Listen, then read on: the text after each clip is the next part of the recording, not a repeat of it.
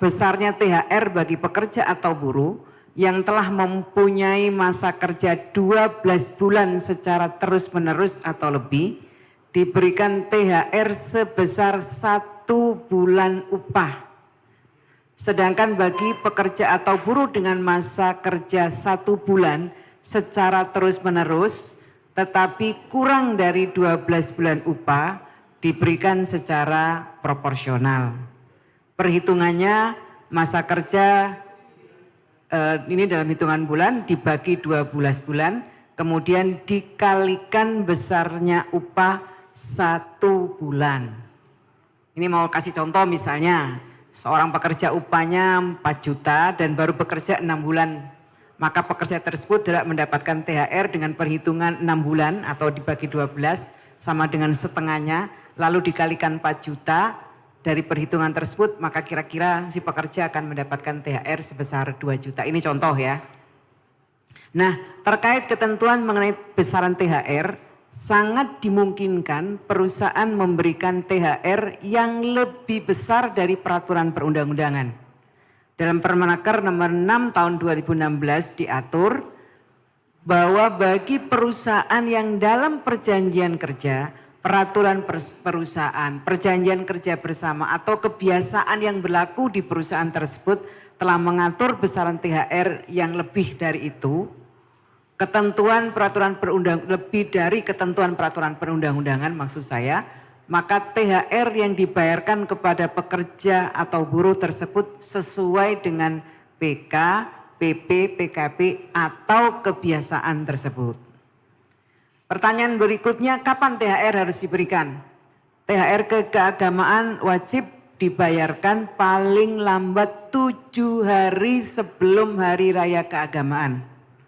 THR keagamaan ini harus dibayar penuh, tidak boleh dicicil.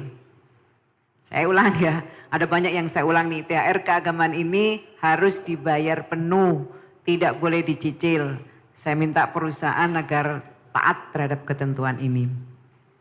Saudara sekalian, tadi saya mengatakan bahwa dalam perhitungan THR, upah yang digunakan adalah upah 1 bulan.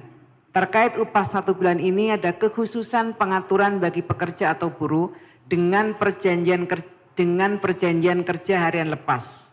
Bila pekerja mempunyai masa kerja 12 bulan atau lebih, maka upah 1 bulan dihitung berdasarkan rata-rata upah yang diterima dalam 12 bulan terakhir sebelum hari raya keagamaan.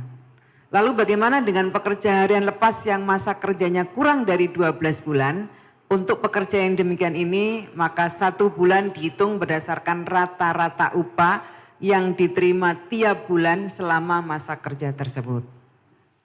Berikutnya juga ada ketentuan perhitungan upah 1 bulan bagi pekerja atau buruh dengan upah satuan hasil. Untuk pekerja atau buruh ini perhitungan upah 1 bulan didasarkan pada upah rata-rata 12 bulan terakhir sebelum hari raya keagamaan. Satu lagi yang penting untuk digarisbawahi terkait dasar perhitungan THR yang menggunakan upah ini. Bagi perusahaan industri padat karya tertentu berorientasi ekspor yang melaksanakan penyesuaian waktu kerja dan upah sebagaimana yang diatur dalam Permenaker nomor 5 tahun 2023, maka perusahaan tetap wajib membayar THR keagamaan. Upahnya bagaimana? Upah yang digunakan sebagai dasar perhitungan THR adalah nilai upah terakhir sebelum dilakukannya penyesuaian upah tersebut. Artinya upahnya tidak mengikuti penyesuaian untuk THR-nya. Ini penting untuk digarisbawahi karena THR dan hak-hak lainnya selain upah tidak termasuk bagian yang boleh disesuaikan oleh Permenaker nomor 5 tahun 2023. Ini bisa dilihat dalam pasal 12. Bapak Ibu Saudara sekalian yang saya hormati, surat edaran ini saya tujukan kepada para gubernur di seluruh Indonesia dan juga saya minta kepada para gubernur untuk menyampaikan kepada bupati, wali kota di seluruh provinsi masing-masing. Oleh karena substansi yang dimuat dalam SE ini terkait bidang ketenagakerjaan, maka tentu saja SE ini juga menjadi acuan bagi kepala dinas di bidang ketenagakerjaan dalam melaksanakan tugas fungsinya. Melalui SE ini saya sampaikan kepada Bapak Gubernur, Bapak Ibu Gubernur beserta seluruh jajarannya di daerah agar melakukan beberapa langkah-langkah. Yang pertama, mengupayakan agar perusahaan di wilayah provinsi dan kabupaten membayar THR keagamaan sesuai dengan ketentuan peraturan perundang-undangan. Yang kedua, menghimbau perusahaan agar membayar THR keagamaan lebih awal sebelum jatuh tempo kewajiban pembayaran THR keagamaan. Kemudian yang ketiga, membentuk Pos Komando Satuan Tugas atau Posko Satgas Ketenagakerjaan Pelayanan Konsultasi dan Penegakan Hukum Tunjangan Hari Raya Keagamaan tahun 2023 di masing-masing wilayah provinsi dan kabupaten kota, dan saya minta untuk diintegrasikan melalui website poskothr.kemenaker.go.id.